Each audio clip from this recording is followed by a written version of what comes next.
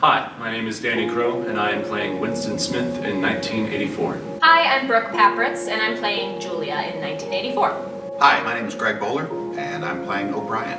My name is Courtney Oliver, and I am the director of 1984.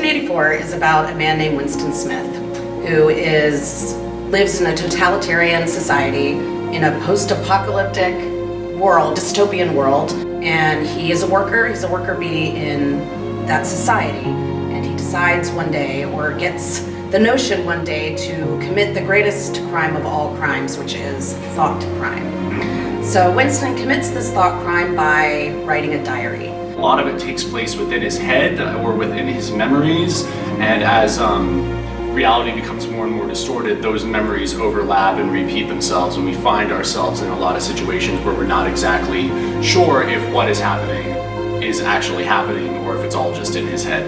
There's no signs of creativity, music, everyone is constantly monitored at all times. Their basic overall goal is to create individuals who cannot think for themselves and are basically just robots for this government that runs everything. It's about human cruelty, really, and what happens when people allow individual human cruelty to gain political or otherwise institutional power. Winston was the piece of this machine that never fit or belonged to begin with, and I think the biggest joy of being him and discovering him is realizing how much of a romantic that he is. He romanticizes thoughts and language and music and connection and the joy of experiencing any sort of emotion, and I think his true tragedy is you see all these beautiful qualities of his taken away from him, stripped down and destroyed at the very end. The character of O'Brien, I like to think of, he's an emotional vampire. This guy is he's a sadist through and through.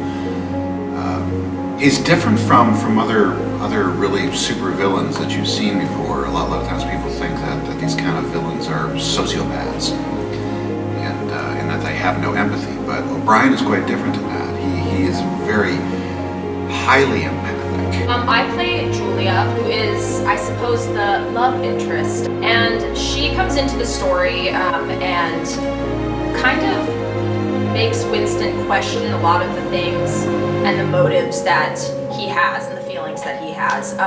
She does not feel the same way that he does about everything that's going on in their world, and there's a lot of things about her that maybe aren't exactly what they seem to be.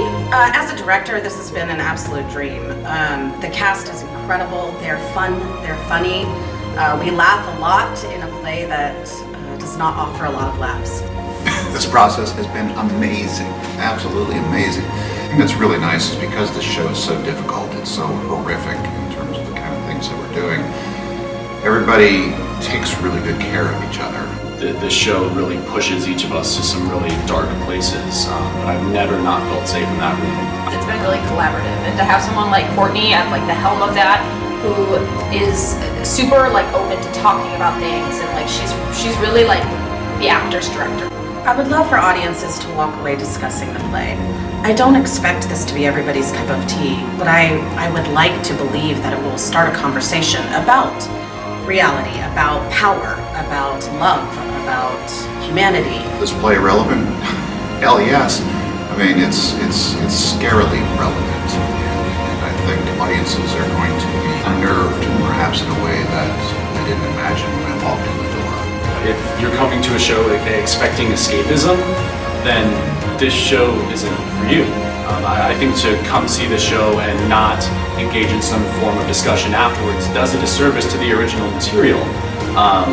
But regardless of your political belief or your personal beliefs, what the show does is make you take a hard look at the world around you and just what the cruelty of man can do to the society as a whole in a really terrifying way. Orwell's warning has now become Orwell's reality. Big Brother is watching.